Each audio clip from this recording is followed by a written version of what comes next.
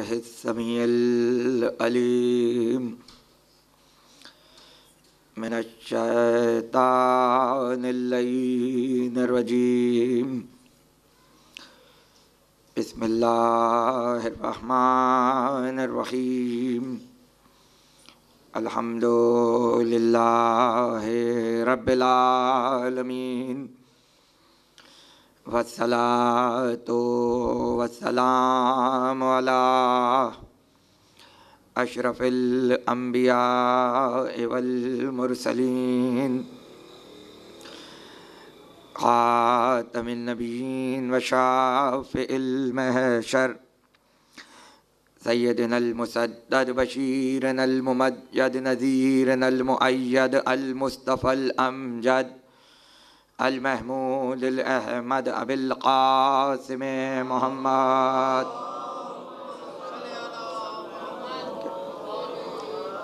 वअहले बैतिहि तय्यबीन अत्ताहिरीन अल मासूमीन अल मज़लूमीन अल्लज़ीना अज़हबल्लाहु अन्हुमुर रिज्सा व तहहरहुम तत्हीरा।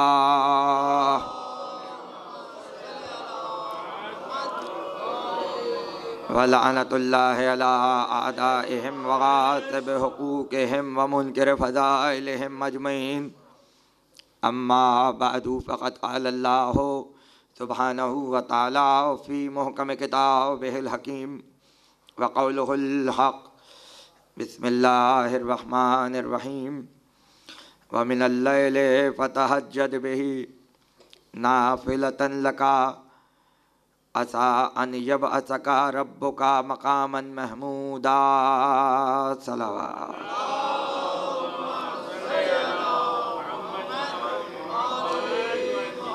एक मरतबा बाबाज़े बुलंद सलावत।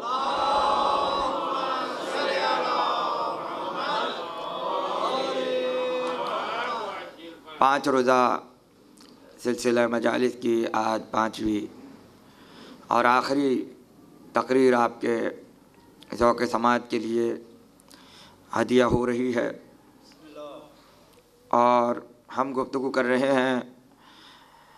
हमारा उन्वान है फ़ातिमा ज़हरा मरकज़ शिफ़ाअत हैं।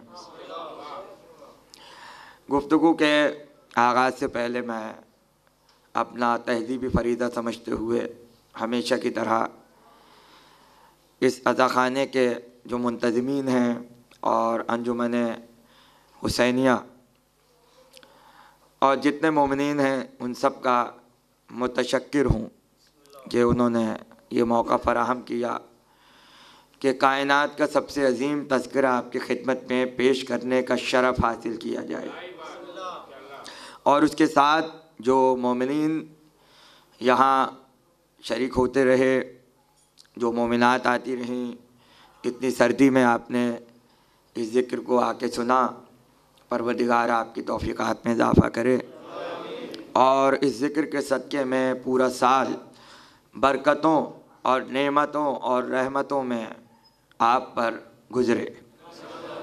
हालांकि ये ज़िक्र हमारी ज़िम्मेदारी है और इसको सुनना आपकी ज़िम्मेदारी है, लेकिन फिर भी ये शुक्रिया हम आले मोहम्मद की मोहब्बत में अदा करते हैं।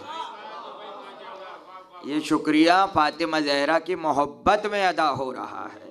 काश उस मोहब्बत को समझाया जा सके कि शुक्रिया क्यों अदा हुआ। इसलिए कि फ़ातिमा ने ही तो 3 दिन रोटियां दी थीं और बदले में सूरह हलता का नुज़ूल हुआ और उसी में अल्लाह ने कहा काना सय्युकुम मशकूरा, फ़ातिमा हम तुम्हारे शुक्रगुजार हैं। अरे पूरी दुनिया खुदा का शुक्र अदा कर रही है, खुदा फ़ातिमा का शुक्र अदा कर रहा है। खुदा फ़ातिमा ज़हरा का शुक्र अदा कर रहा है। कोई तो ऐसा काम था कि जिसके लिए कुदरत ने चाहा कि हम फ़ातिमा ज़हरा के मुतशक्किर हों, हम फ़ातिमा ज़हरा के मशकूर हों, फ़ातिमा ज़हरा हमारी मशकूर हों। इसलिए कि अगर किसी को शिफ़ाअत के मामले में एतराज़ है तो हम उससे सिर्फ एक सवाल करने का हक रखते हैं कि जिसको शिफात पर एतराज़ है वो सबसे पहले खुदा के गफूर होने पर एतराज़ करे।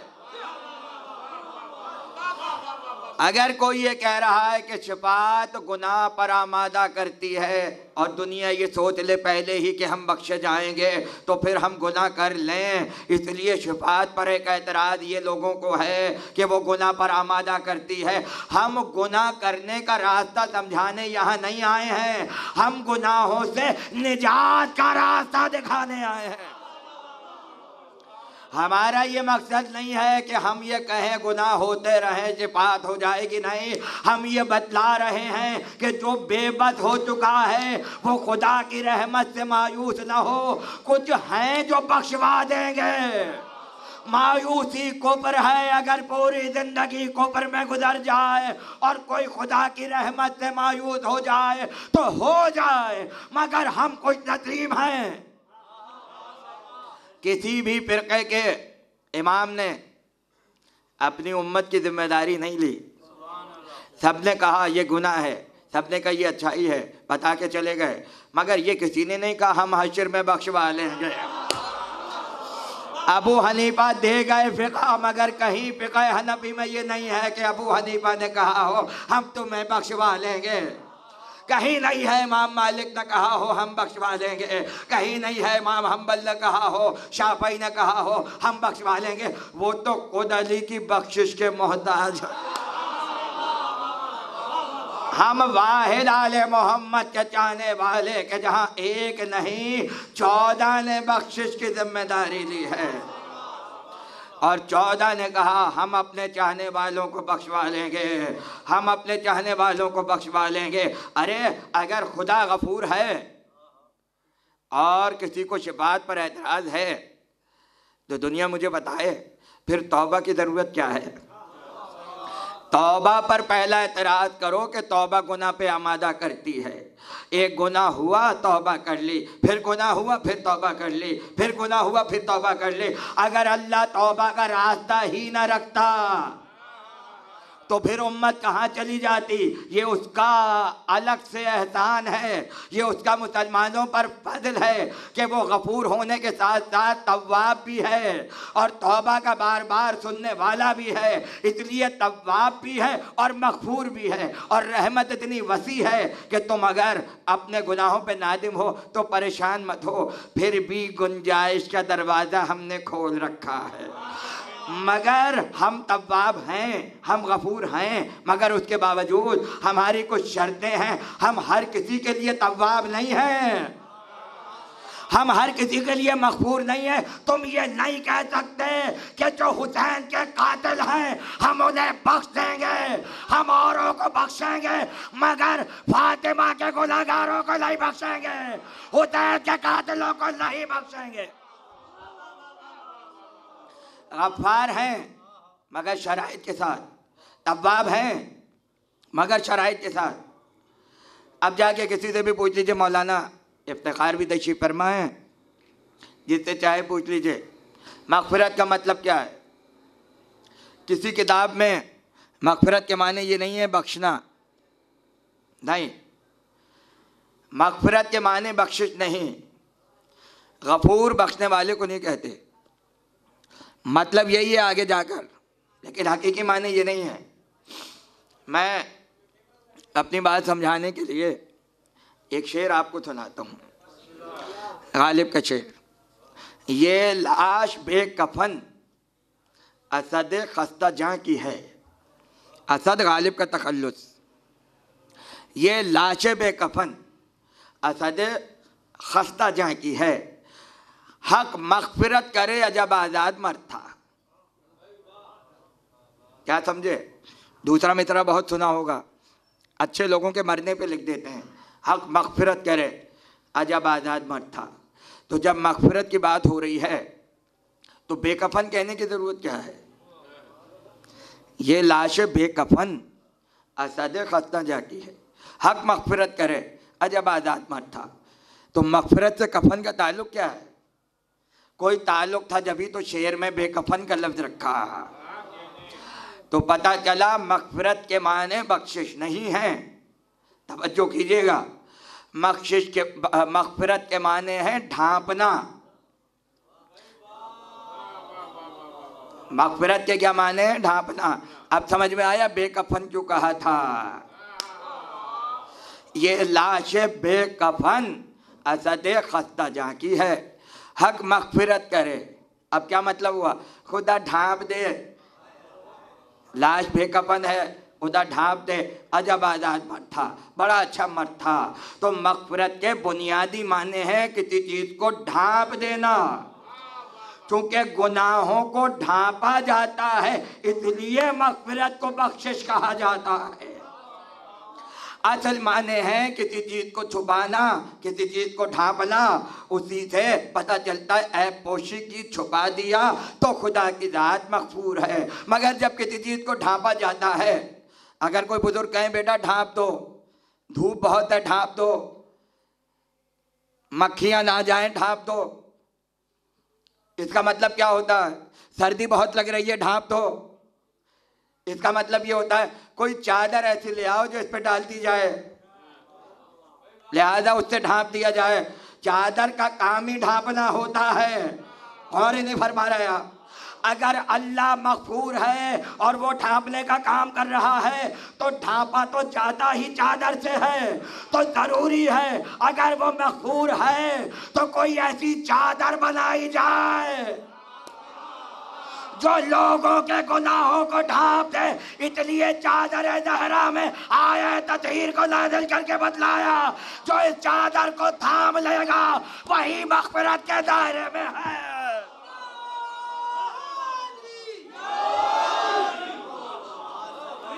जो चादर ज़हरा के धागों को थामे, जो चादर ज़हरा से निकलती हुई किरणों को थाम ले, तो बस समझ लो मग़फ़िरत इलाही उसका अहाता कर चुकी है। चादर ढांपती है, चादर का काम है ढांपना, चादर का काम है ढांपना। इसलिए अल्लाह का एक नाम है सत्तार, सत्तारुल उयूब, सत्र पोशी करना, सत्तार ढांपने वाला, मग़फ़ूर ढांपने वाला। इसलिए एक चादर दे दी ताकि ढांप ले। और जहाँ चादर का काम ढांपना है वहाँ एक चीज़ और ढांपती है, मालूम है? रात, वल्लैल इज़ा यग़शा, रात की कसम जब वो ढांप ले, रात की कसम जब वो छुपा दे। रात का काम है छुपाना। बहुत सी चीज़ें दिन में ज़ाहिर होती हैं, रात को छुप जाती हैं। रात को काम होते हैं छुपे हुए। खेत छुप जाएंगे, छोटे छोटे कीड़े रात को छुप जाएंगे। इसलिए बहुत से काम कुदरत ने भी रात में किए और बहुत से काम दिन में होना ज़रूरी है तो अल्लाह ने दिन में किए। कहा मोहम्मद को रिसालत देंगे, पहली वही आएगी रात में, मेराज पे बुलाएंगे रात में, हिजरत करेंगे रात में, ताकि किसी को पता न चल सके रात की तारीकी में मोहम्मद किसी को नजर ही ना आने पाए। हिजरत रात में हुई, पहली वही रात में नाज़िल हुई, मेराज पे रात में बुलाया। मगर कहा ये काम चूँकि उम्मत से छुपाने थे तो हम रात में कर रहे हैं, मगर दिन में वो काम करेंगे जो किसी से छुपने ना पाए। इसलिए अली की विलायत का ऐलान रात में नहीं दोपहर में हुआ।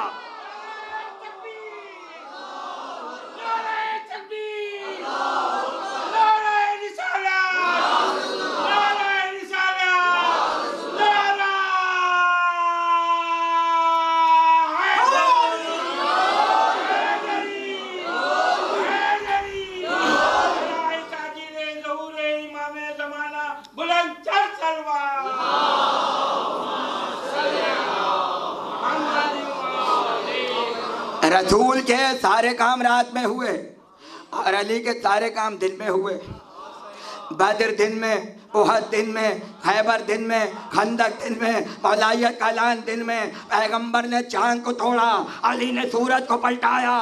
चांद का ताल्लुक रात से है सूरज का ताल्लुक दोपहर से है, इसलिए कि कुदरत देख रही थी जो रात को होगा उसके लिए इंकार की गुंजाइश है कि हमें तो पता ही नहीं था, इसलिए अली की विलायत दोपहर में दी ताकि ये ना कहो हमें तो पता ही नहीं था।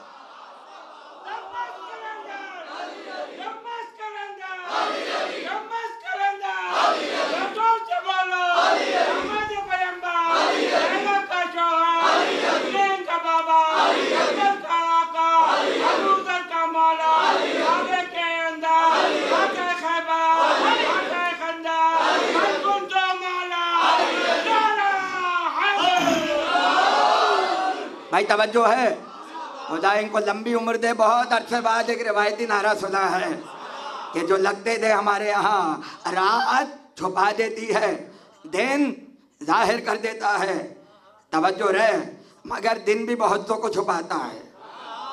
दिन में सब जाहिर होते हैं, मगर दिन बहुतों को दिन भी छुपा देता है। अब किस किस को छुपाता है इसका वक्त नहीं है, लेकिन कम से कम इतना पता है कि दिन रात को छुपा देता है। रात सबको छुपाती है और दिन रात को छुपाता है। पैगंबर ने कहा फातिमा तुम लैलतुल कद्र हो, फातिमा रात है और अली वो जो फातिमा को छुपा। फातिमा लैलतुल कद्र है, अली वो जो फातिमा का पर्दा, जो फातिमा को छुपाए, और फातिमा वो जो लैलतुल कद्र है, और रात वो जो बहुतों को छुपा दे। अब कुछ समझ में आया?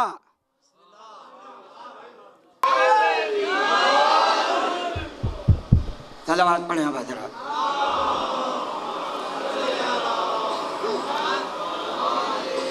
रात जो बहुतों को छुपा देती है, जो बहुत से ऐबों को छुपा देती है, फातिमा को लैलतुल कद्र कह के बतलाया कि रात का काम है ढांपना, रात का काम है छुपाना।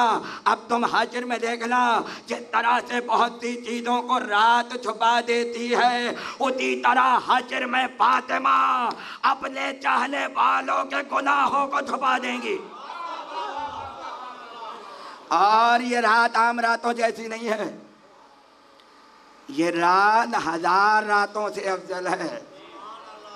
एक रात कम से कम एक ऐप को छुपाए, और जो 1000 रातों से अफजल हो वो कम से कम 1000 ऐबों को तो छुपाएगी, कम से कम 1000 ऐबों को छुपाएगी। इसलिए फातिमा को लैलतुल कद्र कहा। और लैल वो जिसे दिन छुपाए, जिसे दिन छुपाए। मगर यहाँ आलम यह है कि अली फातिमा का पर्दा कर रहे हैं। अब चाहे वो घर में हो, चाहे वो मुबाहला में हो, अली फातिमा का पर्दा है। मगर फिर भी फातिमा ज़हरा वो लैलतुल कद्र हैं कि जब कुरान ने कहा वश्शम्स वदुहाहा वल कमर इज़ा तलाहा, भाई सूरज मोहम्मद हैं और चाँद अली हैं। चाँद को तो महराज ही रात में मिलती है,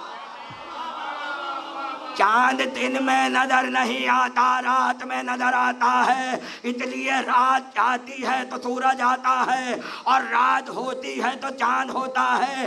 इसलिए रात के आगे सूरज है और रात के पीछे चांद है, दरमियान में रात है। इसलिए कहा था या अली अगर तुम न होते तो खुदा मुझे न बनाता, और अगर मैं न होता तो खुदा तुम्हें न बनाता।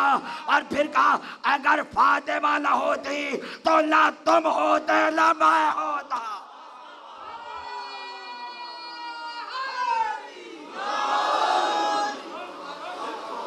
फातिमा न होती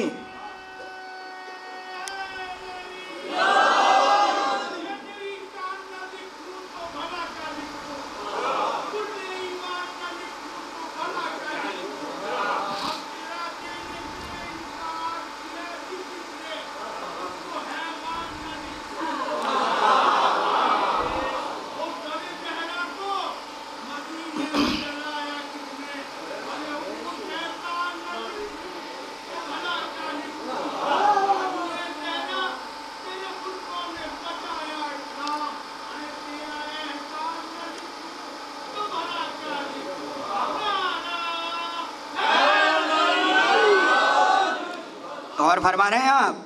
और याद रखिए, ऐसे रुबाई पढ़ती है जावर भाई ने, तो मुझे एक जुमला कहने की इजाज़त दें। एहसान न लिखूं तो भला क्या लिखूं।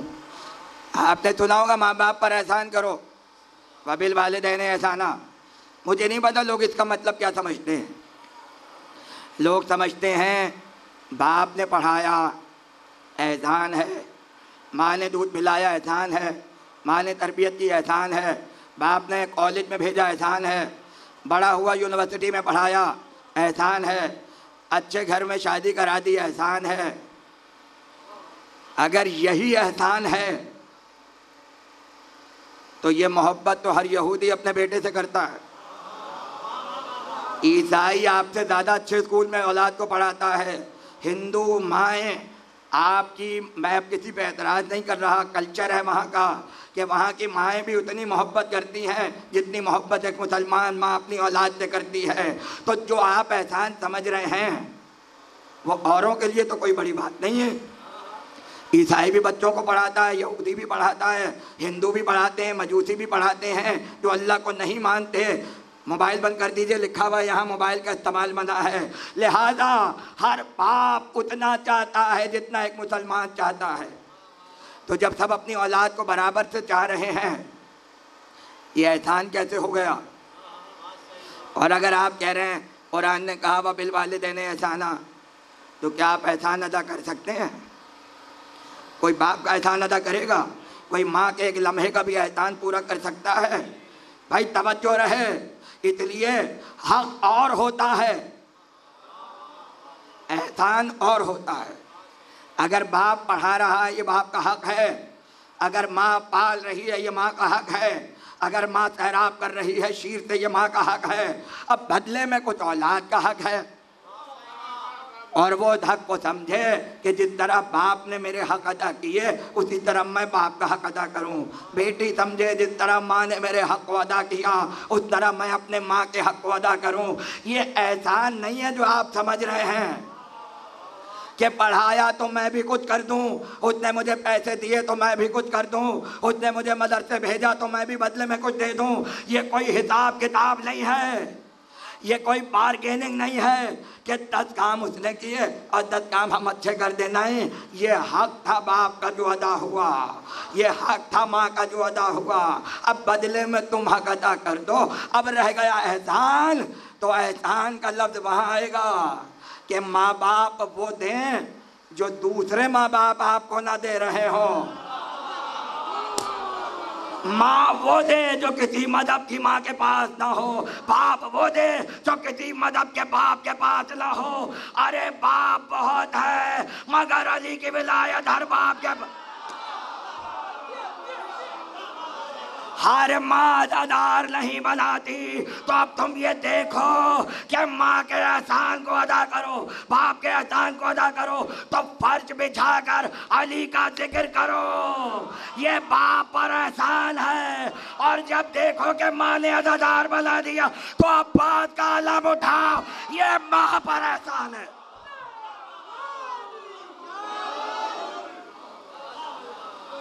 जुमला कहूँ भाई, तवज्जो रहे।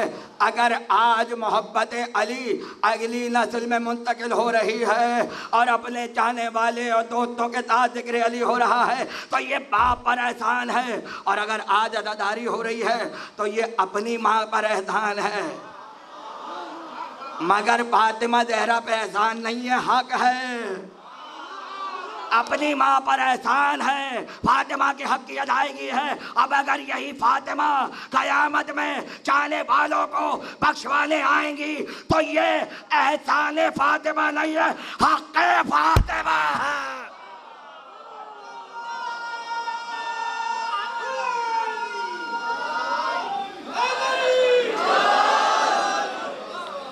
ये वादा है, और जब वादा है फातिमा का हक है शियों पर और बदले में हमारे हुकूक है फातिमा पर।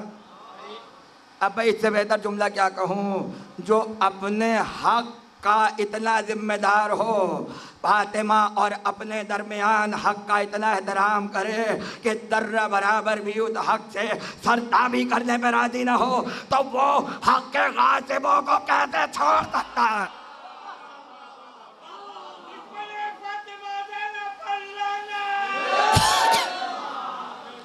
और अगर खुदा अपने हबीब से कह दे क्लियर, बिल्कुल क्लियर, और कहे कुलिल्लाहि शफाअतो, कह दो कुलिल्लाहि शफाअतो जमिया, सारी की सारी शफाअत सिर्फ अल्लाह के लिए है।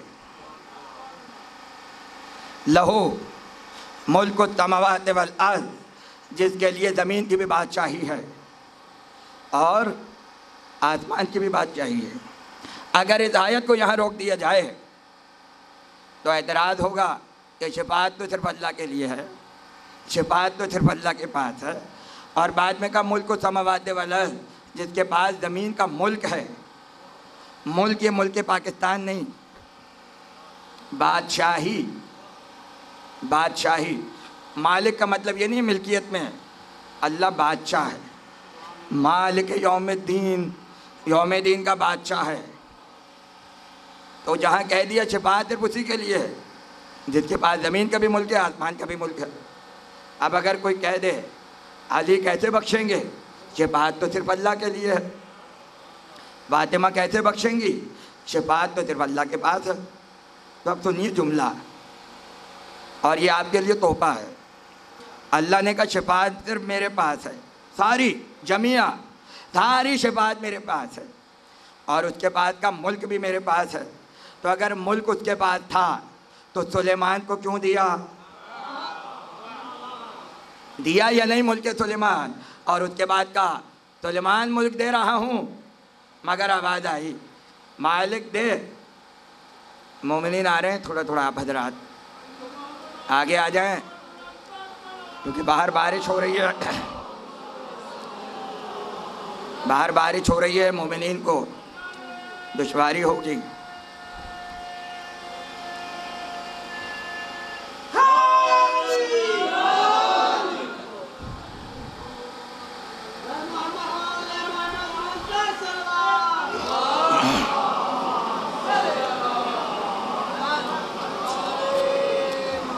मालिक मुल्क दे दे, सुलेमान ने कहा था, बादशाही मांगी थी, दे दे। और उसके बाद एक जुमला का, बस शर्त है जैसी बादशाही मुझे दे किसी और को ना दे।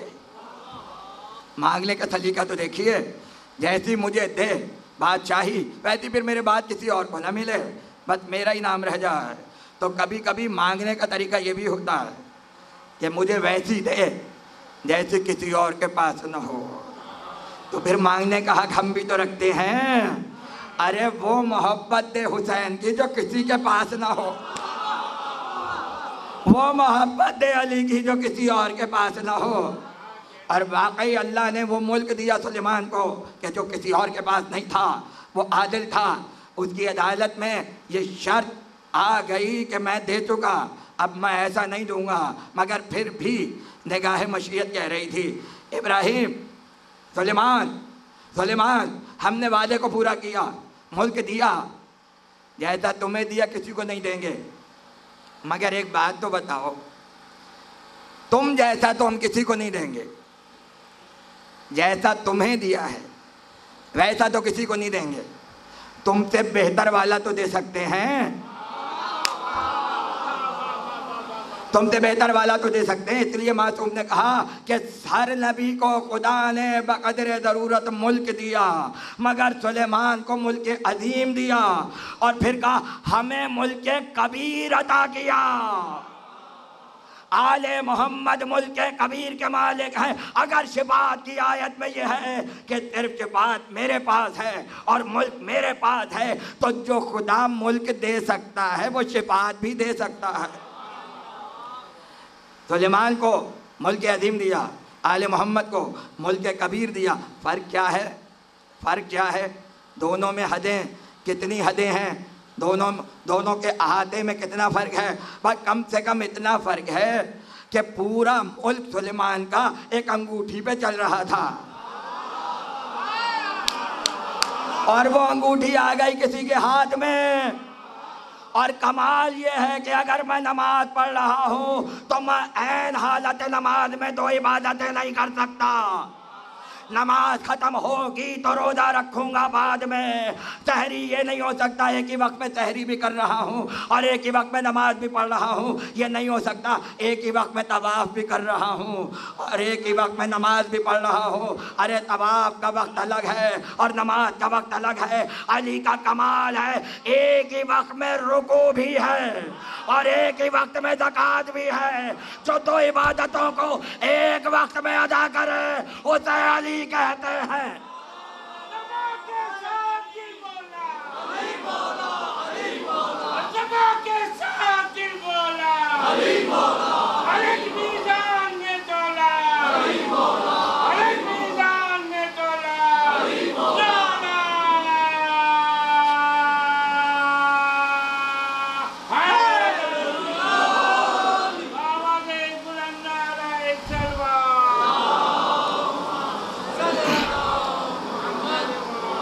अली ने ज़कात में वो अंगूठी दे दी जो पूरा मुल्क सुलेमान चला रही थी। अब अदल का तकाज़ा ये था कि बदले में वो आयत आती कि अल्लाह कहता हमने तुझे मुल्क कबीर दे दिया, मगर ये नहीं कहा, बल्कि जुमले ये थे, आयत नाज़िल हुई इन्नमा वलियुकुमुल्लाहु व रसूलुहु वल्लज़ीना आमनु वल्लज़ीना, और हम वली हम हैं। इन्नमा वलियुकुमुल्लाह, अल्लाह वली है, रसूल वली है, और वो वली है जो रुकू में ज़कात दे रहा है। दी है ज़कात, नाज़िल विलायत की आयत हुई है। दिया है मुल्क सुलेमान और बदले में विलायत की आयत आ रही है। जाइए जाके देखिए ज़कात कितने हिस्से होते हैं, कितने खुम्स 5 हिस्से। ज़कात के कितने होते हैं? 40 हिस्से। अगर 100 रुपये हैं तो 20 रुपये का खुम्स होगा, अगर 40 रुपये हैं तो 1 रुपये की ज़कात होगी। इसलिए कि माल के 40 हिस्से को ज़कात कहा जाता है। अली ने मुल्क सुलेमान खुम्स में नहीं दिया है, सदके में नहीं दिया है, ज़कात में दिया है। और ज़कात होता है माल का 40वां हिस्सा। पता चला अली ने मुल्क सुलेमान की ज़कात दी है और बदले में विलायत की आयत नाज़िल हुई है। गोया बता दिया भाई जितना भी मुल्क सुलेमान है विलायत 40 गुना ज़्यादा है। मुल्क दिया, पहले का मुल्क सिर्फ मेरे पास है, मगर सुलेमान को दिया, आले मोहम्मद को दिया। पहले का सिर्फ मेरे पास है ताकि पता चल जाए अगर कोई मुल्क का दावेदार हो तो समझो हमने दिया है, हमारे अलावा कोई नहीं दे सकता। और का शिफात सिर्फ हमारे पास है, तो अब अगर कोई शिफात करने का दावेदार हो तो समझो डायरेक्ट है अल्लाह से, डायरेक्ट है अल्लाह से। लोग यही तो कहते हैं शिफात सिर्फ अल्लाह के लिए है, अल्लाह के पास है, कोई किसी को नहीं बख्शेगा। तो आयतल कुर्सी भी नहीं पढ़ी, आयतल कुर्सी भी नहीं पढ़ी। लहू मा फिस समावाति व मा फिल अर्ज़ मन ज़ल्लज़ी यशफ़हु इंदहु इल्ला बिइज़्निही। ज़मीन की बादशाहत भी खुदा के पास है, आसमान की भी बादशाहत खुदा के पास है। अरे कोई किसी की शिफात नहीं करेगा इल्ला बिइज़्निही लहू, मगर वो जिसे खुदा इजाज़त दे चुका है, मगर वो जिसे खुदा इजाज़त दे चुका है। और दूसरे मौके पे कहा वला तनफ़उ शफ़ाअत, क़यामत के दिन किसी की शफ़ाअत काम नहीं आएगी इल्ला बिइज़्निही लहू, मगर कुछ ऐसे हैं जिन्हें खुदा इजाज़त दे चुका है, मगर वो जिन्हें खुदा इजाज़त दे चुका है। अब तक की आयतों में ये कहा कि शफ़ाअत सिर्फ हमारे पास है, और उसके बाद का उनके पास भी है जिन्हें हम इजाज़त दे चुके हैं। ये नहीं बताया किसके पास है, ये नहीं बताया किसके पास है। अगर कोई कहे हम नहीं मानेंगे हदीस को, नहीं मानेंगे रिवायत को, हमें कुरान से बता दो अल्लाह के बाद शफ़ाअत किसके पास है। बिइज़्निही लहू, जिसको खुदा ने इजाज़त दी, नाम तो नहीं लिया। अब जिसको देगा हश्र में देखेंगे तुम कैसे कह सकते हो अली को इजाज़त दी? तुम कैसे कह सकते हो फातिमा को इजाज़त दी? तुम कैसे कह सकते हो मोहम्मद को इजाज़त दी? तो फिर अगली आयत पढ़ लीजिए, सूरह अंबिया आयत का निशान 28। परवरदिगार ने कहा ला यशफऊना, क़यामत के दिन कोई किसी की शफाअत नहीं कर सकता। ये वही ला है जो ला इलाहा में है। अब जब ला है तो इल्ला भी आना चाहिए आगे जाकर। ला यशफऊना, क़यामत के दिन कोई किसी की शफाअत नहीं करेगा, इल्ला लिमन इर्तज़ा, मगर वो जिसे हम मुर्तज़ा बना चुके हैं, मगर वो जिसे हम मुर्तज़ा बना चुके हैं, तो रज़ा इलाही का मालिक है। अब खुदा जाने, भाई तवज्जो रहे, अब खुदा जाने अली को बिस्तर पर क्या इसलिए सुलाया था कि ये सोएं और मोहम्मद चले जाएं, या फिर इसलिए सुलाया था कि मुर्तदा बना दो ताकि शियों की बख्शिश का सामान हो जाए? ये सोए और मुर्तदा बन जाए, ये सोए और रज़ा इलाही ले ले, ताकि पता चल जाए हम इसे मुर्तदा बना चुके हैं। अब क़यामत के दिन जिसे ये चाहेगा बख्शवा लेगा, जिसे ये चाहेगा। कोई भी आ जाए, कोई भी आ जाए, इख्तियार इसके पास है, मगर दुनिया समझ ले अली के पास बख्शवाने का इख्तियार है। हश्र के दिन जुल्फ़िकार की ज़रूरत नहीं है, हश्र के दिन जुल्फ़िकार की नहीं, अली के अबरू के इशारे की ज़रूरत है। ये भी तो अली के जुल्फ़िकार है, जिसके लिए हिल गई वो गया, जिसके लिए हिल गई गया। मुंह से बोलने की भी ज़रूरत नहीं है, बस यूँ भी कर दें तो गया। बस दुनिया समझ ले जुल्फ़िकार 25 बरस तक तो रुकी रही मदीने में, मगर हश्र के दिन अली को कोई रोकने वाला नहीं होगा। और दुनिया समझ ले खिलाफत जिसको चाहिए खैरात में ले जाए, ले जाए, हमें परवाह नहीं है, मगर शिफात तो कोई नहीं ले सकता। सर सैयद अहमद खान ने क्या खूबसूरत जुमला कहा, कहने लगे 4 खुलफाए राशिद हैं, मगर चारों के खिलाफत में फ़र्क ये है कि 3 के पास थी दुनियावी, अली के पास आखिरत तक की खिलाफत है। नहीं समझ रहे मैं क्या कह रहा हूँ? आदम के लिए कहा था मैं तुम्हें ज़मीन की खिलाफत दे रहा हूँ, हश्र में तो ज़मीन ख़त्म हो जाएगी, इसलिए आदम की खिलाफत भी ख़त्म हो जाएगी। अली की खिलाफत को क़यामत तक जाना है, और जहाँ तक अली की खिलाफत जाएगी वहीं तक अली की शफ़ाअत जाएगी। फिर हश्र में देखेंगे क्या होता है। एक औरत चली, छठे इमाम का ज़माना, औरत चली,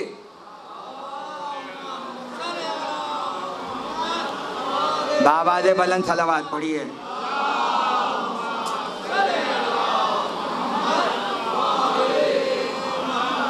औरत चली, छठे इमाम का ज़माना, और उस औरत ने कूफे की रहने वाली थी, तवज्जो रहे, चलते चलते लड़खड़ाई, पाँव अनबैलेंस हुए। अब हमारा तरीका ये, जैसे हम अनबैलेंस होते हैं फ़ौरन कहते हैं या अली। जब नाम अली मुंह से निकल जाता है, गिरता हुआ इंसान संभल जाता है, जो कोहे मुसीबत हो वो टल जाता है, यही है। लेकिन वो आप समझ लीजिए उसका अकीदा क्या था, क्या अकीदे वाली थी। जैसे लड़खड़ाई फ़ौरन जुमला कहा, अरे फातिमा खुदा तुम्हारे दुश्मनों पे लानत करे।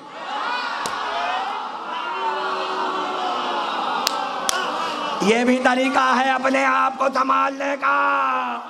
अरे जो असर अली को पुकारने का है वही दुश्मनों पे लानत का है। अरे फातिमा खुदा तुम्हारे दुश्मनों पे लानत करे। और वो संभल गई, वो संभल गई। दुश्मन के आदमी ने देख लिया, कहा इधर आओ, चलो गवर्नर के पास, सज़ा मिलेगी, तुमने ये हरकत की कैसे? अरे भाई उसने नाम थोड़ी लिया था, तुम्हें किस बात का डर है? जो भी दुश्मन फातिमा ज़हरा है उस पर लानत गई, आप क्यों परेशान है? जो मसला उस ज़माने का था वही आज है। हम नाम नहीं लेते, पता चल जाता है चोर किसके दिल में। और न सिर्फ ये,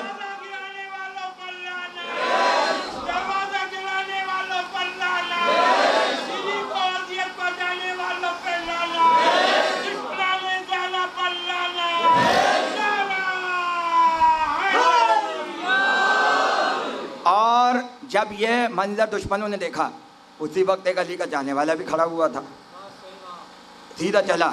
छठे इमाम कूफे में आए हुए थे, मदीने से कूफे आए, 3 साल रहे इमाम। मस्जिद कूफा मुकाम जाफर सादिक तशरीफ़ फरमा और हालत इबादत में थे। वो जाने वाला चला, इमाम के पास आके खड़ा हो गया, इंतज़ार में कि ये इबादत मुकम्मल हो तो मैं बात करूं। इमाम ने जब देखा ये बात करना चाहता है, मुखातिब हुए और फरमाया क्या बात है? कहा अभी अभी एक औरत को मैंने देखा है कि वो आपकी जद्दा के दुश्मनों पे लानत कर रही थी और उसकी वजह से हुकूमत के लोग उसे पकड़ के ले गए और खुदा जाने क्या हो, सज़ाए मौत हो जाए, उम्र कैद हो जाए। इमाम ने कहा अच्छा। अपने दोस्त को कहा इसी वक्त उठो, मस्जिद कूफा जो लोग गए हैं वो जानते हैं कि मस्जिद कूफा से चंद कदम के फासले पर एक और मस्जिद है, उसका नाम है मस्जिद सहला। और मस्जिद सहला के फ़ज़ाइल बहुत हैं, मुख्तसर ये कि 12वें का हेड क्वार्टर होगा, वहीं पर आपका तख्त होगा, पूरी दुनिया का निज़ाम मस्जिद सहला से चलेगा। इमाम मस्जिद कूफा से चले और मस्जिद सहला में आए, और मस्जिद सहला के जहन में आज भी जो मुकाम जाफर सादिक है उसकी वजह यही है, ये वाक़या है जो आपको सुना रहा हूँ। जब कभी जाएँ 2 रकत नमाज पढ़ी जाती है नियत हदिया इमाम पर, लिहाजा जब भी जाएं इस वाक़े को याद रखें कि ये मकाम जाफर सादिक क्यों है। इमाम वहाँ पर आए और जाने वाले से कहा 2 रकत नमाज उस मोमिना की रिहाई के लिए पढ़ देते हैं। ये उठा लीजिए अंदर रखिए, एक सलावत पढ़ें बाबा से बता। 2 रकत नमाज उस मोमिना की रिहाई के लिए पढ़ देते हैं। इमाम सजदे में गए और इमाम ने जो दुआ पढ़ी वो वही दुआ है जो आमाल में पढ़ी जाती है। उसके बाद सर को उठाया और सर को उठा के कहा चलो घर वापस चलते हैं।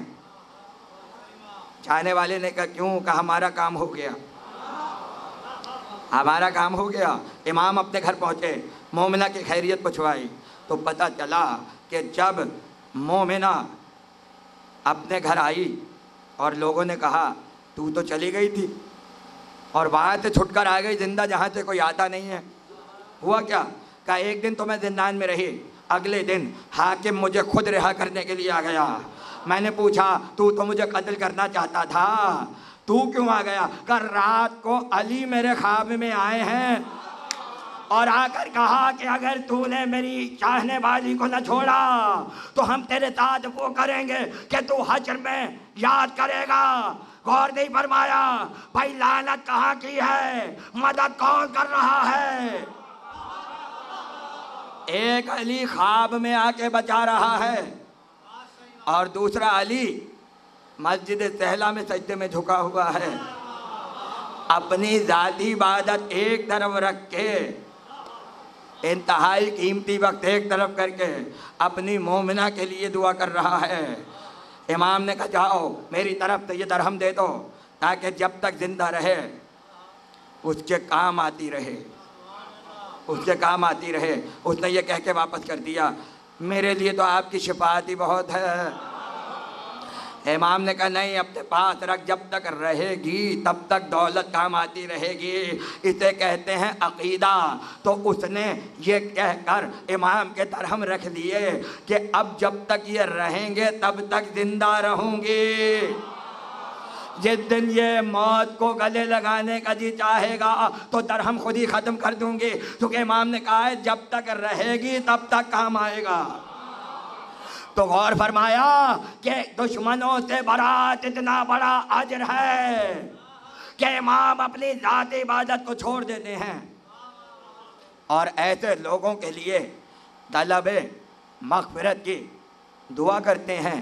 छठे इमाम ने बताया और फिर जहाँ मैंने पहली मस्जिद छोड़ी थी, परवरदिगार ने कहा हम तुम्हें मकाम महमूद तक पहुँचा देंगे। कहाँ? मकाम महमूद, मकाम शफाअत। अल्लामा मजलिसी ने जुमला लिखा कि पैगंबर ने फरमाया फातिमा क्या तुम इस बात पे खुश नहीं हो कि तुम्हारे लिए भी मकाम महमूद मौजूद है? जहाँ पर मैं हूँगा वहीं पर तुम होगी, जहाँ पर मैं हूँगा वहीं पर तुम होगी। उसके बाद कहा बाबा बताइए हश्र में क्या होगा, हश्र में क्या होगा। अब फातिमा सुनो, तुम्हारी सवारी के लिए एक नाका लाया जाएगा। किसी तारीख में इतनी तफसील किसी नाके की मुझे नहीं मिली जितनी फातिमा ज़हरा की है। नाके का नाम होगा अज़बा, पैगंबर का ज़ाती नाका, नूर की हमारी, नूर की हमारी। और पैगंबर फरमाते हैं वो ऐसा नाका होगा कि अगर उसका नाखून भी दुनिया के किसी हिस्से में डाल दिया जाए तो सूरज की रोशनी मान पड़ जाएगी। और कहा उसके लुआब में इतनी मिठास होगी कि अगर 7 समंदरों के खारे पानी में वो थूक दे तो पूरा का पूरा पानी मीठा हो जाएगा। कहा उसकी मेहार मोती की होगी, उसकी आंखें याकूत जैसी होंगी, उसका जिस्म ज़बरदस्त की तरह चमक रहा होगा। और तुम उस नाके की अमारी के अंदर तशरीफ़ फरमा होगी। वो नाके की अमारी का पर्दा इतना मुहीन होगा कि उसके अंदर भी नूर होगा, बाहर भी नूर होगा, उसके अंदर भी नूर होगा और उसके बाहर भी नूर होगा। और फिर कहा तुम्हारे सर के ऊपर सब्ज़ रंग का ज़बरदस्त का ताज रखा होगा। फातिमा वही तो ताज शिफात है भाई। जब यहाँ इस शहर के अंदर कोई बड़ा आदमी आए, वज़ीर आज़म आए, सदर पाकिस्तान आए, प्रोटोकॉल से आता है। क्यों? पूरे मुल्क को चला रहा है। जो निज़ाम आलम चला रहे हों। मुझे हदीस शफ़ाअत पेश करनी है जो बुनियादी रिवायत है शफ़ाअत की। और मैं ये नहीं चाहता कि आप इसको मसाइब की रिवायत समझ लें।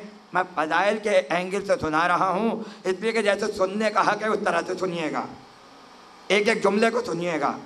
तो आलमीन के निज़ाम चलाने वालों का प्रोटोकॉल क्या होगा? वहाँ प्रोटोकॉल की शान ये होगी कि पैगंबर ने फरमाया जब फातिमा तुम्हारी सवारी आगे बढ़ेगी तो तुम देखोगी सीधे हाथ की तरफ से मरियम आ रही होंगी। और मरियम ऐसे आएंगी जैसे हकीर तरीन कनीज़ें होती हैं।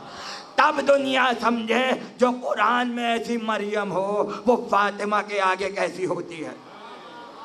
70,000 हूरें मरियम के साथ एक तरफ मरियम हो जाएंगी। तन्हा नहीं आएंगी, चलती जाएंगी, मजमा बढ़ता जाएगा। अभी हश्र का मैदान बहुत दूर है, अभी सवारी चली है और रास्ते में बहुतों को इंतज़ार है कि फातिमा मिल जाएं तो हम साथ साथ चलेंगे। भाई मरियम कभी तो जी चाहेगा कि ईसाइयों को अपनी शान दिखाएं। और ईसाई देखें मरियम किसके साथ आ रही हैं, मरियम किसके साथ आ रही हैं? भाई जिसके साथ मरियम का बेटा है उसी की माँ के साथ तो आगे बढ़ेंगे। इस तरफ से आसिया आएंगी, 70,000 हूरें आसिया के साथ। और आगे बढ़ें तो देखेंगे एक नूर का खैमा है, उस नूर के खैमे के आगे सवारी रुकेगी। अब इंतज़ार है ताकि वो बीबी बाहर आए तो फातिमा आगे बढ़ें। अब जब वो बीबी बाहर आएगी तो फातिमा देखेंगे कोई और नहीं है, खदीजतुल कुबरा आ रही हैं। खदीजतुल कुबरा तशरीफ़ ला रही हैं, 70,000 हूरें साथ, चादर के दामन हूरों के ने पकड़े हुए हैं और ज़रो जवाहिर के तवक साथ साथ हैं। और आगे बढ़ेंगी तो क्या देखेंगी? हज़रत हव्वा आ रही हैं। मैं जुमला कैसे कहूँ? हव्वा तो सारे इंसानों की माँ हैं। और इंसान समझ ले जब हमारी माँ फातिमा के आगे ऐसी है तो फिर औलादों की औकात क्या होनी चाहिए? हव्वा साथ, खदीजा साथ, मरियम साथ, आसिया साथ, VIP औरतें कुरान की। हल्की औरतें फातिमा के साथ नहीं चलती, चाहे पड़ोस में ही रहती हो।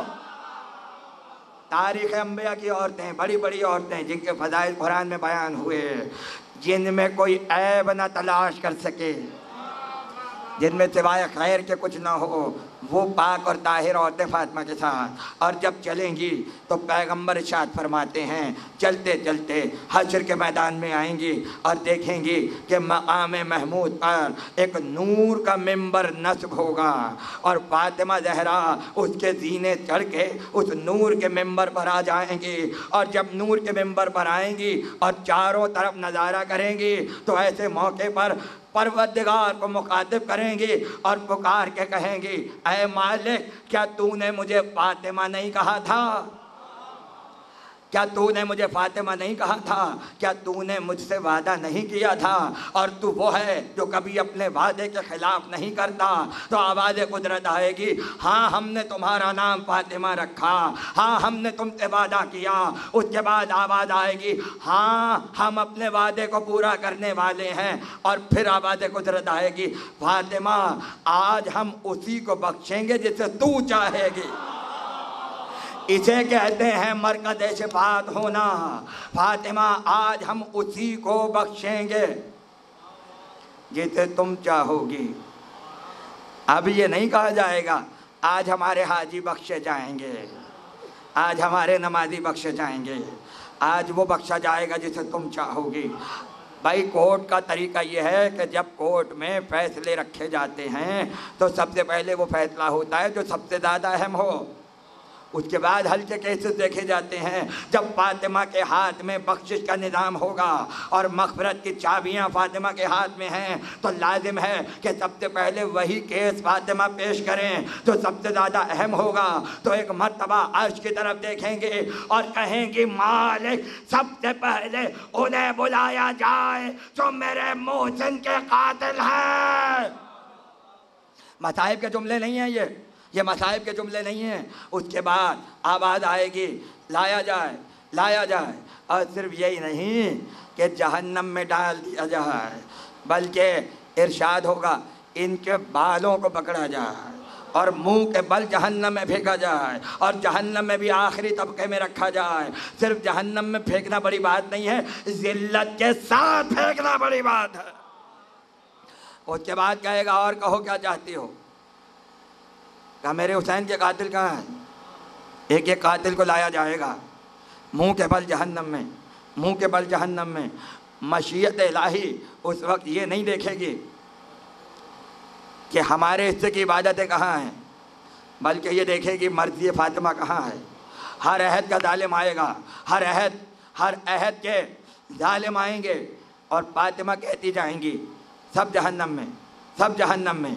लेकिन पांचवें मामले का कुछ ऐसे होंगे लाए जाएंगे जिनकी पेशानी पे काफिर लिखा होगा। फातिमा कहेंगी इसको मिटा के मोमिन लिखा जाए, इसको मिटा दिया जाए।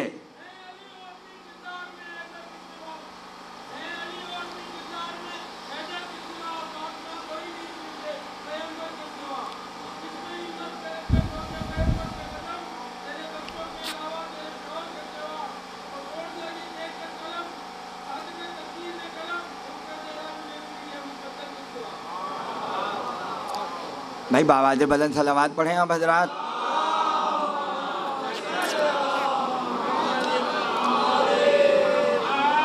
इसलिए जब इमाम से पूछा गया कि फातिमा का एक नाम है मंसूरा, और मंसूरा उसे कहते हैं जो नुसरत करने वाली हो, तो इमाम ने पूछा गया कि कौन सा मौका होगा कि जहां फातिमा नुसरत करेंगी? तो इमाम ने चार्ट फरमाया, फातिमा दुनिया की मंसूरा नहीं है, ये आखिरत की मंसूरा है, जब शियों का कोई नुसरत करने वाला नहीं होगा। फातिमा ज़हरा शिफ़ाअत के मंजिल पे होंगे और कहेंगी काफिर मिटा दे, मोमिन लिख दे, जन्नत पे चले जाएं। एक एक करके जाएंगे, तवज्जो रहे। अब जिससे फातिमा राज़ी होंगी उसी की शिफ़ाअत होगी। तो पता चला दीन का कुल दारो मदार है फातिमा की रज़ा हासिल करना।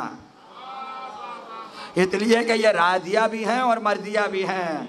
राज़िया वो जो खुदा से राज़ी हो, मर्जिया वो जिससे खुदा राज़ी हो।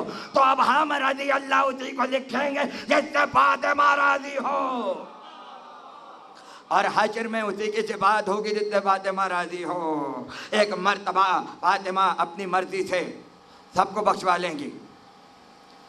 लेंगी। उसके बाद इमाम फरमाते हैं कि अपने शियों को ऐसे चुनेंगी जैसे कोई ख़राब दानों में से अच्छे दाने चुन लेता है। और जब आवाज़ आएगी अहले महशर फातिमा के दामन को थाम लो, जो जो दामन थामेगा वो बख्शा जाएगा। तो इमाम फरमाते हैं कि सब इस तरह से जमा हो जाएंगे और हश्र के मजमे से इस तरह से अलग हो जाएंगे कि जैसे दाने डालते हुए चूड़ियाँ एक तरफ आ जाती हैं और सारा मजमा एक तरफ हो जाएगा। और परवरदिगार कहेगा फातिमा ले जाओ, जिसको ले जाना है जन्नत में ले जाओ, हाथ को पकड़ के बहिश्त की तरफ ले जाओ। एक मर्तबा जाने वाले चलेंगे, एक अजीब मंजिल पे लाया हूँ आपको, बख्शिश हो गई, शिफात हो गई। चलते चलते चाहने वाले जन्नत के दरवाजे पे आके खड़े हो जाएंगे, रुक जाएंगे। शहज़ादी कहेंगी तुम्हें किसका इंतज़ार है भाई, तुम्हें किसका इंतज़ार है? तो चाहने वाले कहेंगे शहज़ादी हम तो बख्शे गए, अब क्या आप इजाज़त देंगी कि कुछ लोगों की सिफारिश हम भी करना चाहते हैं। एक मर्तबा आवाज़ आएगी तुम किसको बख्शवाना चाहते हो? कब वो जो सामने खड़ा है वो भी हमारा आदमी है, उसे भी ले जाइए। नहीं समझ रहे, ये बात नहीं समझे। अरे भाई सिर्फ आले मोहम्मद नहीं करेंगे, शिया भी उस मंजिल पर हैं, कुछ शहदा इस मंजिल पर हैं, कुछ मुहिब इस मंजिल पर हैं कि जो खुद तो बख्शे जाएंगे मगर औरों को भी बख्शवाने का इख्तियार है। इसलिए इमाम ने फरमाया करबला में जितने शहीद हुसैन के साथ थे वो सब के सब हश्र के दिन तुम्हारी शफाअत करेंगे। हो आएंगे कहेंगे इसको बख्श दे, हबीब आएंगे कहेंगे बख्श दे, मुस्लिम अपने ओर से जाएंगे कहेंगे इसको बख्श दे। कोई अपने कबीले को बख्शवाएगा, कोई अपने पड़ोसी को बख्शवाएगा, कोई अपने दोस्त को बख्शवाएगा। इसलिए कि उन्हें अल्लाह ने मोहब्बत हुसैन की वजह से इख्तियार दे दिया कि तुमने हुसैन की नुसरत की, अब जिसे तुम चाहोगे बख्शवा लेंगे। उसके बाद कुछ और आएंगे, सलमान कहेंगे कुछ हमारे आदमी भी हैं भाई, मौजू को मुझे समेटना है। अबू दर कहेंगे कुछ बंदे मेरे भी हैं, कुमैल कहेंगे कुछ मेरे भी लोग हैं। ऐसे में कंबर आ जाएंगे, अब मैं तो ग़ुलाम हूँ मगर बख्शवा तो फिर भी सकता हूँ। कुछ बंदे मेरे भी हैं, कुछ मेरे कबीले के हैं, कुछ मेरे पड़ोसी हैं, सब चुन लेंगे, एक एक को चुन लेंगे। और ऐसे में जब सवाल होगा कि इनका इंतखाब तुम कर क्यों रहे हो, आखिर वजह क्या है कि जिसकी वजह से इन्हें बुला रहे हो, तो जो जुमले रिवायत में है वही सुना रहा हूँ, एक जुमला बदल नहीं रहा। तो वो पुकार के कहेंगे इसने हमें मोहब्बत फातिमा में खाना खिलाया था, कहेंगे इसने मोहब्बत फातिमा में हमें पानी पिलाया था। उसके बाद कहेंगे इसने मोहब्बत फातिमा में हमें लिबास पहनाया था, इसने मोहब्बत फातिमा में हमें सवारी दी थी। और उसके बाद अगला जुमला वो कहेंगे हम बहुत ऐबदार थे मगर जब किसी मजमे में हमारे ऐब बयान हो रहे थे तो इसने सिर्फ इस वजह से हमारे ऐब बयान नहीं किए क्योंकि मैं हक़ फातिमा का ऐलान करता था। इसलिए किसी मुहिब के ऐब ना बयान किए जाए, छुपाया जाए।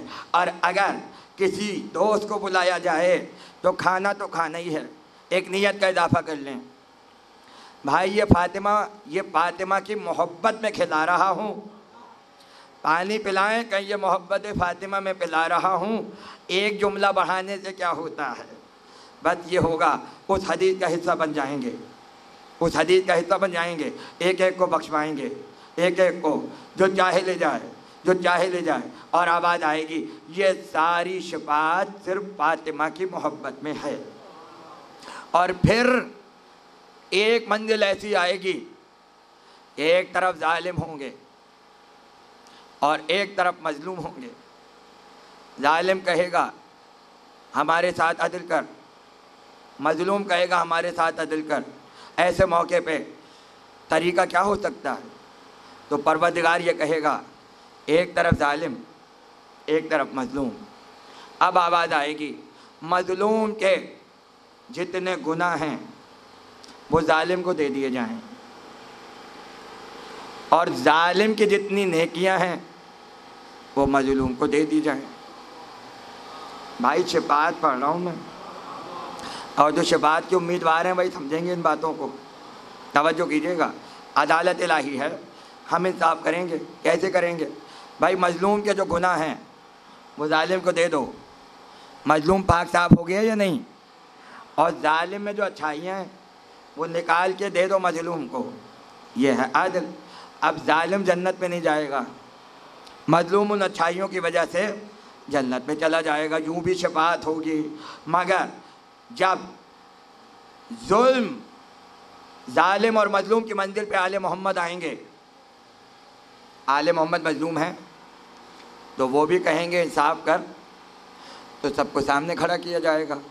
अब मैं अगला जुमला कैसे कहूँ भाई? जितने जालिम हैं मोहम्मद मुस्तफ़ा के, जितने जुल्म करने वाले, ओजड़ी फेंकने वाले, पत्थर फेंकने वाले, बद्र में आने वाले, ओहद में आने वाले, खैबर में आने वाले, जिनका खात्मा मोहम्मद की दुश्मनी पे हुआ, वो सब सामने खड़े हो जाएंगे। वो कौन होंगे? जालिम। मोहम्मद होंगे मजलूम। अब जब अली मजलूम होंगे तो जालिमों में कौन खड़ा होगा सामने? अब आप क्या चाह रहे हैं मैं सबके शजरे बयान कर दूं यहाँ पर?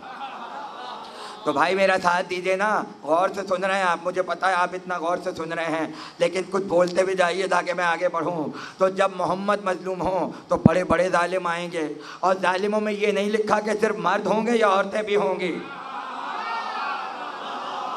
अली मजलूम है, जालिम आएंगे, कुछ नहीं लिखा मर्द भी होंगे या औरतें भी होंगे। भाई जालिम किसी भी सिंफ का हो, किसी भी जिन्स का हो, लाया जाएगा। और जब फातिमा आएंगी मजलूम की मंजिल पर तो सामने दुश्मन खड़े होंगे और सारे जालिम होंगे। एक तरफ हसन, एक तरफ हसन के जालिम, एक तरफ हुसैन, दूसरी तरफ हुसैन के जालिम, यहाँ तक के मेहदी तक सारे इमाम और मासूमीन एक तरफ मजलूम के सफ में, और सारे बनु मैया, बनु अब्बास, दुश्मन अहले बैत, उस ज़माने के हों या आज के हों। इसलिए कि रिवायतों में ये भी है जब कातिलाने हुसैन को लाया जाएगा और गरेबान पकड़ पकड़ के फेंका जा रहा होगा तो वो कहेंगे हम तो थे ही नहीं, हम तो थे ही नहीं। तो आवाज़ कुदरत आएगी, तुम नहीं थे मगर तुम कत्ले हुसैन पर राजी थे, इसलिए तुम भी कातिले हुसैन हो।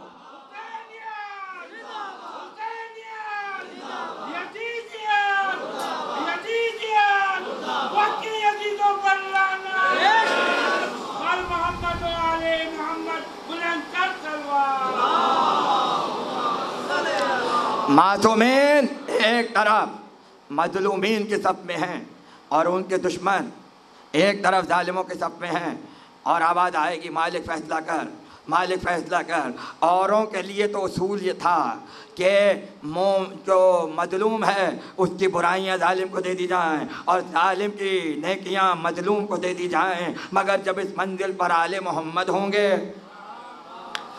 और सामने जालिम होंगे, अब ये उसूल अप्लाई कैसे होगा? इसलिए कि आले मोहम्मद में कोई तसव्वुर ही नहीं है बुराई का। नहीं समझ रहे क्या कह रहा हूँ? बहुत अहम बात है। आले मोहम्मद में बुराई का तसव्वुर ही नहीं है, तो यहाँ से वहाँ कुछ नहीं जाएगा, और वहाँ अच्छाई का तसव्वुर नहीं है, और ही नहीं फरमा रहा भाई। वहाँ तो यहाँ इधर उधर मामला हो गया ना, मगर आले मोहम्मद के यहाँ क्या है? यहाँ कोई बुराई नहीं है जो दुश्मन को दे दी जाए, और दुश्मन के पास कोई अच्छाई नहीं है जो आले मोहम्मद, और वो इस काबिल भी नहीं है कि उनसे कुछ लेके आले मोहम्मद को दिया जाए।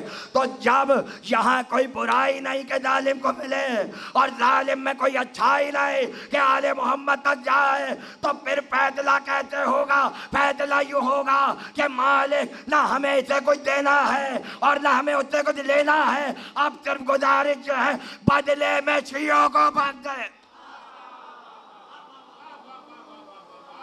बदले में हमारे चाहने वाले को बख्श दे। इसलिए कोई एक भी मुहिब ऐसा नहीं होगा जो जहन्नम में चला जाए।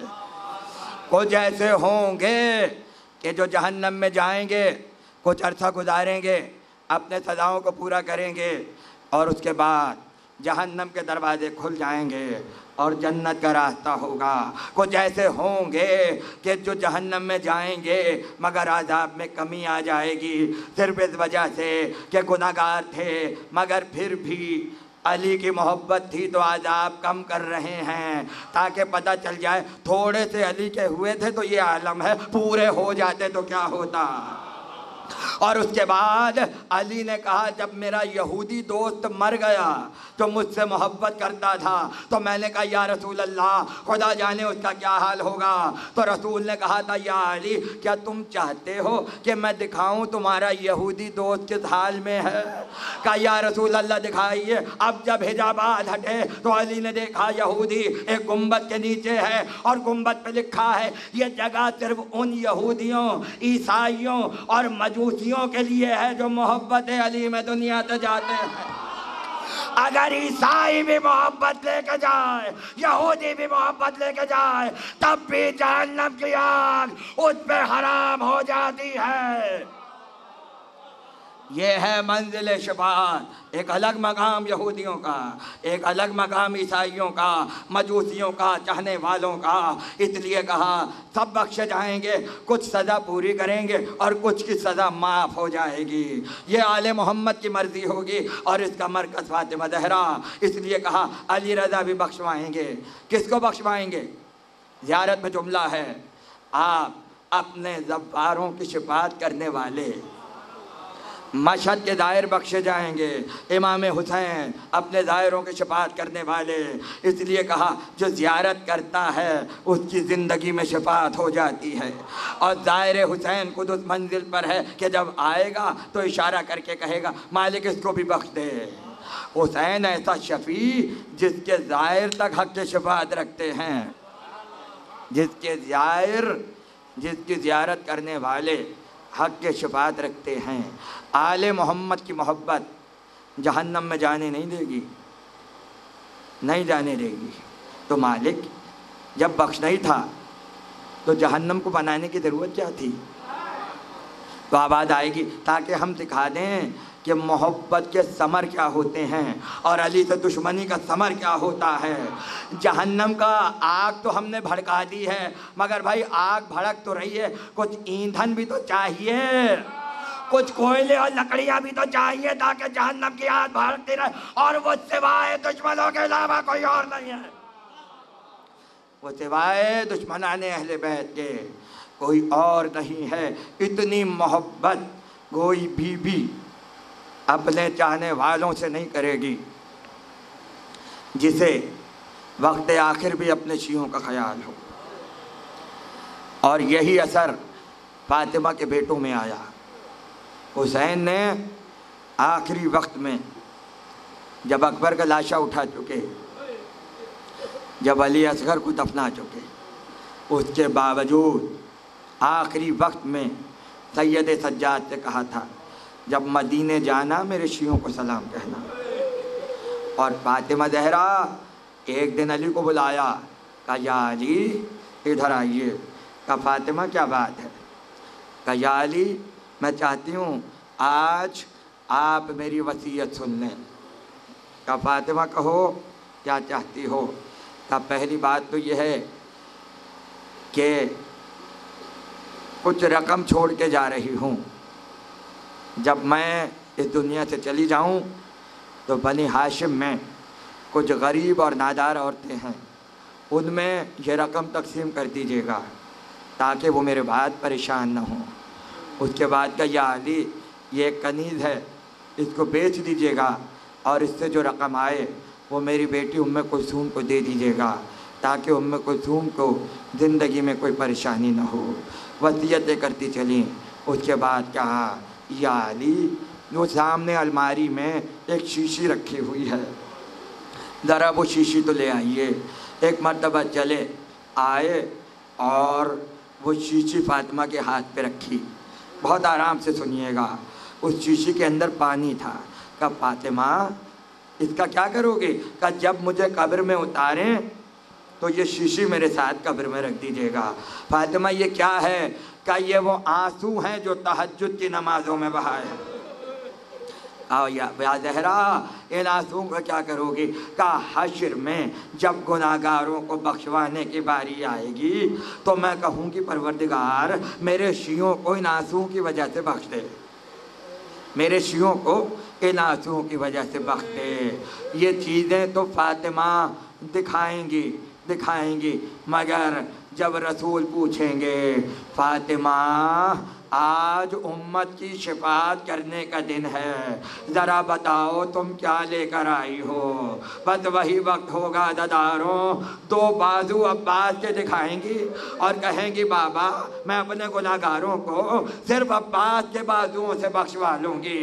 और उसके बाद दूसरी रिवायत 6 महीने के बच्चे का लाशा हाथों पर होगा और दिखा के कहेंगी मैं अली असगर से अपनी उम्मत को बख्शवा लूँगी। एक मर्तबा रसूल कहेंगे फातिमा मोहसिन का लाशा कहाँ है? तो आवाज़ आएगी बाबा मेरी माँ खदीजा के हाथों को तो देखिए।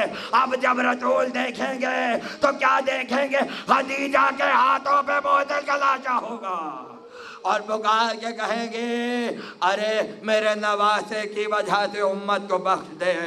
और फातिमा कहेंगे ये अब्बास के बाजू, ये अली असगर का लाशा, मेरी उम्मत को बख्श दे। बस अदादारों वसीयत चलते चलते यहाँ तक आई या अली मेरे हसन और हुसैन का ख्याल रखना। मैंने बड़ी मोहब्बत से पाला है, मैंने चक्कियाँ पीस के पाला है। उसके बाद का रात की तारीकी में जनाजा उठाना और या अली मेरे दुश्मनों को मेरे जनाजे पे ना आने देना। जिन लोगों ने मुझे सताया है वो मेरे जनाजे पे ना आने पाएँ। और या अली खुद गुस्ल देना, खुद कफन पहनाना, खुद मुझे कब्र में उतारना, इससे बेहतर वसीयत तारीख़ इंसानियत में नहीं है। और उसके बाद का या अली रोज़ मेरी कब्र पे आया करना, रोज़ मेरी कब्र पे आया करना। अली ने कहा ज़हरा वादा रहा रोज़ आऊँगा मगर मेरी एक शर्त है। का फातिमा क्या शर्त है? का शर्त ये है कि जब मैं कब्र पे आके तुम्हें सलाम करूँ तो तुम सलाम का जवाब देना, तुम सलाम का जवाब देना। वसीयत ख़त्म हुई। मुझे नहीं पता कितने सैयद यहाँ बैठे हैं, जाहिर है कि तकवी सादात, जैदी सादात, काज़मी सादात, मैं खुद नकवी हूँ, मगर अजीब जुमला फातिमा ने कहा। एक बार एक कांपता हुआ हाथ उठा। ये हाथ जानते हैं ये कितना कीमती हाथ है? ये वो हाथ है जो हर वक्त पहलू पे रहता था, मगर कितनी अहम बात थी जिसके लिए हाथ ने हरकत की। ये हाथ उठा, पेशानी पर आया। का फातिमा क्या हुआ? का या अली क़यामत तक जितने सैयद आएंगे उन्हें फातिमा सलाम कहती है। और उसके बाद का या अली एक सलाम तुम भी पहुंचा दो। का फातिमा किसको? कहा जब मेरा अब्बास आए मेरे अब्बास को सीने से लगाना और कहना अब्बास तुम्हें फातिमा ने सलाम कहा है, तुम्हें फातिमा ने सलाम कहा है। लो वसीयत खत्म हुई। अली घर के बाहर चले, हसन और हुसैन को बुलाया, अपने हाथों से बच्चों को नहलाया, हाथों से कंघी की, प्यारे प्यारे कपड़े पहनाए, अमामे बांधे और कहा जाओ अपनी नाना की कब्र पे चले जाओ, अपने नाना के कब्र पे जाओ। हसन और हुसैन गए और इधर फातिमा ने लिबास को बदला। उम्मे सलमा को बुलाया, उम्मे अहमद को बुलाया, अस्मा को बुलाया और कहा मैं हुजरे में जा रही हूँ, कुछ देर के बाद आवाज़ देना। अगर मेरी आवाज़ आ गई तो समझो मैं दुनिया में मौजूद हूँ, और अगर मेरी आवाज़ ना आए तो समझो मैं अपने बाबा के पास चली गई।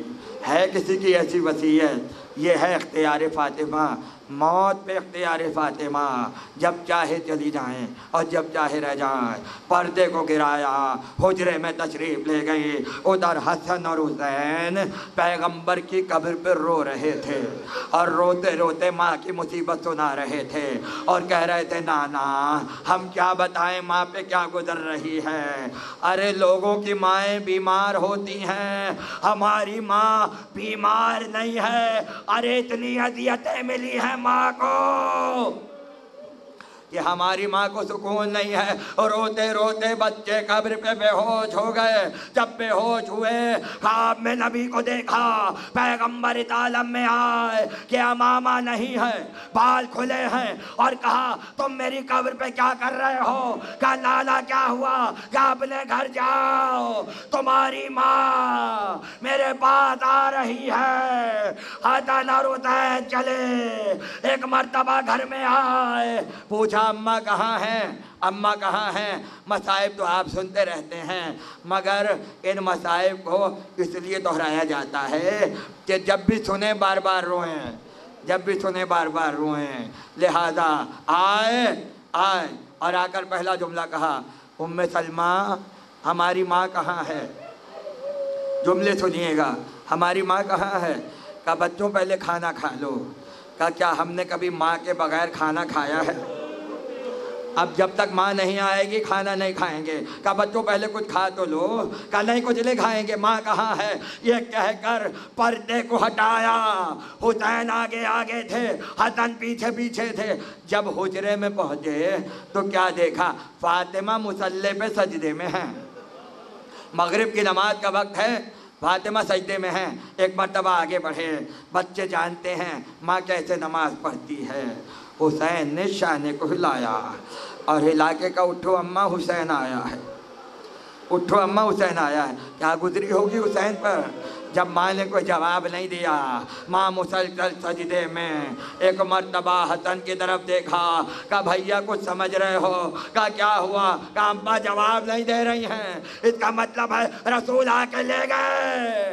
अमामे को उतारा, गरेबानों को फाड़ा, वाह फातिमा, वाह अम्मा। अरे ज़ैनब के बाल खुल गए, उम्मे कुलसूम के बाल खुल गए, रोने का शोर उठा। मदीने वालों, जो फातिमा रोज रोया करती थी, आज तुम शिकवा नहीं कह सकते, कर सकते। वो फातिमा गई, वो फातिमा रुखसत हो गई, मजमा आना शुरू हुआ ताज़ियत के लिए, मगर किसी को नहीं बताया जनाजा कब उठेगा और तदफीन कब होगी, किसी को नहीं बताया। जब आधी रात गुजर गई और सब चले गए तो अली ने गुस्ल का सामान किया। इस वक्त सलमान मौजूद थे। सलमान कहते हैं कि अली गुस्ल दे रहे थे, एक मर्तबा अली के चीखने की आवाज़ मेरे कान में आई।